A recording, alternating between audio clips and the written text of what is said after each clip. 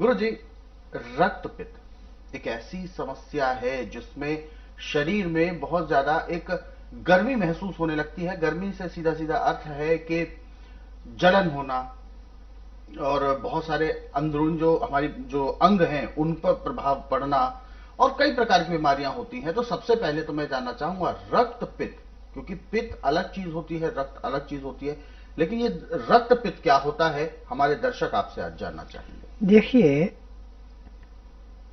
जब आपका खान पान सही नहीं है, जी। मिर्च मसाले, खट्टी चीजें, तली हुई चीजें, इनका आप प्रयोग करते हैं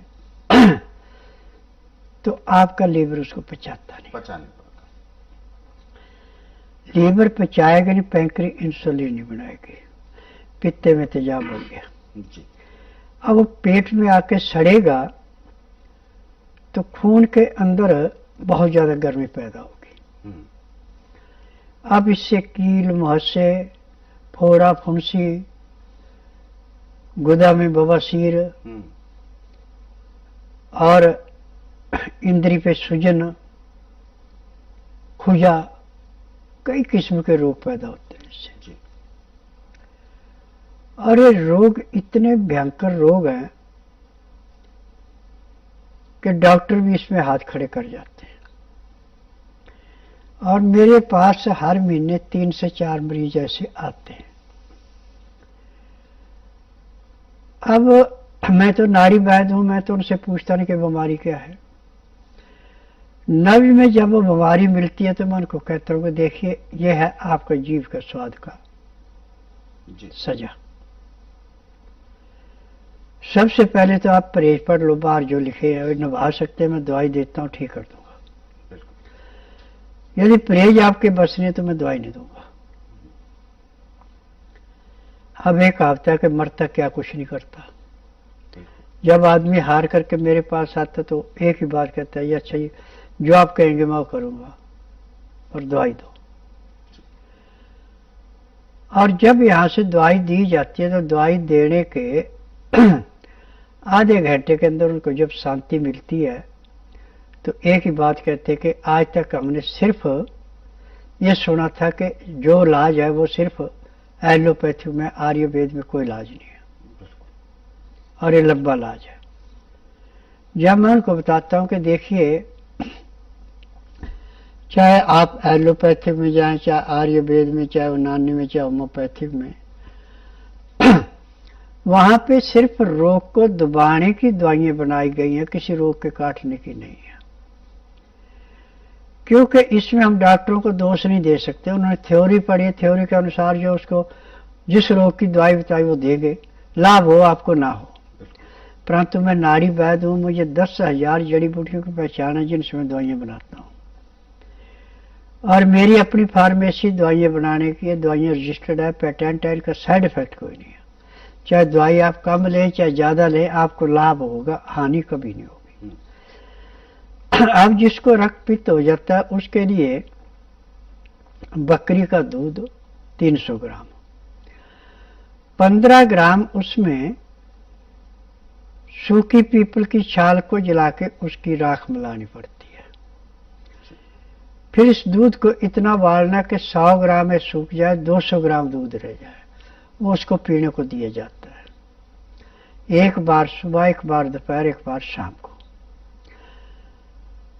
तो 900 ग्राम तो आपका दूध लगा और 45 ग्राम आपकी पीपल की छाल की राख लगी। तो इस रोग को ये ऐसे समाप्त करता है जैसे गिल्ले कपड़े को आग लगा दे, कपड़ा सूखता जाएगा, रोग कटता जाएगा। इस ढंग से उसमें राहत मिलना शुरू हो जाती है। और जो तेल दिए जाते हैं लगाने के लिए, उस तेल के लगाने के बाद उसी टाइम ऐसे शांति मिलती है जैसे बहुत तेज अग्नि जल रही है, उसमें पानी डाल के अग्नि शांत कर दी, अब उसकी बिल्कुल आपको गर्मी नहीं आ रही, ऐसे अंदर ठंड पड़ जाती है। क्योंकि मेरे पास 14 किस्म के तेल हैं, तो रोगों के अनुसार वो तेल अलग अलग दिए जाते हैं। किस रोग में कौन सा तेल कैसे देना वो समझाया जाता है।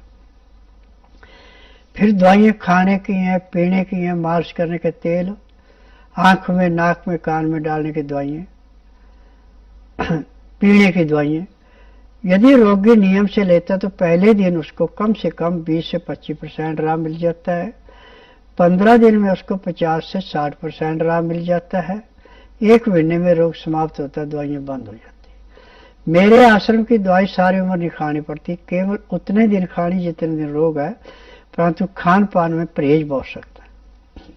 ठंडा पानी नहीं पीना, लहसुन प्याज अदरक कच्चा जितना मन करे उतना खाना, भून के नहीं खाना।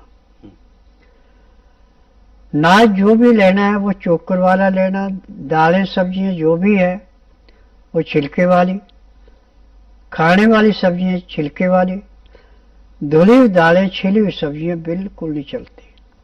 और नमक मेरे उपचार में सिंधा या काला नमक चलता है, आयोडीन नमक नहीं चलता। और इसमें चिकनाहट हर किस्म की बंद कर दी जाती है। मसाले के तौर पे नाम मात्र के लिए डाला जाता है सौंठ, जीरा, सौंफ, दालचीनी, बड़ी इलायची, पीपल, काली मिर्च। ये पीस करके रखी जाती है, जब खाना खाने लगे तो उसमें बिल्कुल चुटकी भर जीभ के टेस्ट के लिए डाली जाती है। और इसमें लहसुन प्याज अदरक का पानी रस निकाल के 2 गिलास गर्म पानी में मिला के पीना पड़ता है। उसका नियम है कि आपने 2-4 ग्राही खाना खाया, फिर 2 घूंट पानी पिया। और खाना भी आपने ताज़ा खाना खाना, गर्म गर्म खाना, यानी कि अभी खाना बना लिया और 2 घंटे बाद खा रहे तो उसका लाभ नहीं होगा जी। अब खाना खाते समय 2 गिलास पानी पीते हैं और खाना खाने में 1 घंटा लगाते हैं। उसके बाद 5 मिनट के लिए आप वज्रासन बैठते हैं, फिर 20 से 25 मिनट आप थोड़ी सैर करते हैं, फिर उसके बाद सब आसन लेटते हैं आप आधे घंटे के लिए। फिर 5 मिनट के लिए बाईं साइड करवट लेते हैं, 3 मिनट के लिए दाईं साइड करवट लेते हैं। उसके बाद उठते हैं तो आपको शरीर में ऐसा हल्कापन आएगा जैसे आप 8 घंटे की निद्रा पूरी करके उठे, अब काम करने को मन करेगा। अब जिसको रक्त पित्त का प्रकोप था, जो बेचैन था, उसको ऐसे शांति मिलेगी जैसे तेज अग्नि जलती में पानी डाल के वहां पे बिल्कुल अग्नि शांत होके वहां पे किसी किसी गर्माश रहते, ऐसे शरीर हल्का हो जाता है। परंतु जिसको भी रक्त पित्त है उसको तेज धूप, जहां पे प्रदूषण है वहां का बिल्कुल सख्त मना होता है।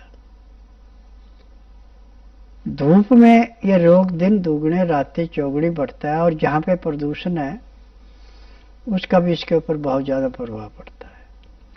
सिर्फ फेफड़ों को छोड़ के पूरे शरीर में इसका असर होता है। फेफड़ों में जो ऑक्सीजन मिल रही है उसकी वजह से इसका फेफड़ों पे असर नहीं होता जी। बस इतना फर्क है। यहाँ पर गुरुजी एक बात और मैं पूछना चाहूंगा कि जब भी कोई रोगी होता है या एक सामान्य व्यक्ति भी होता है, तो उसका जो एक रहने का, जो मान लीजिए कक्ष है या उसका दफ्तर है, उसका तापमान कितना होना चाहिए? क्योंकि जैसा कि आपने कहा कि गर्मी से भी ये समस्याएं होती हैं, तो क्या ठंडक में रहना ठीक उचित रहता है? किस तरीके की सलाह देंगे? देखिए, यदि आप 25 डिग्री से 28 डिग्री के बीच में निवास करते हैं तो आपको 12 महीने कोई बीमारी होगी नहीं जी। जब आप ठंडे वातावरण में या तेज वातावरण में जाएंगे तो बीमारी लाजमी होगी। तो बीमारी होती है।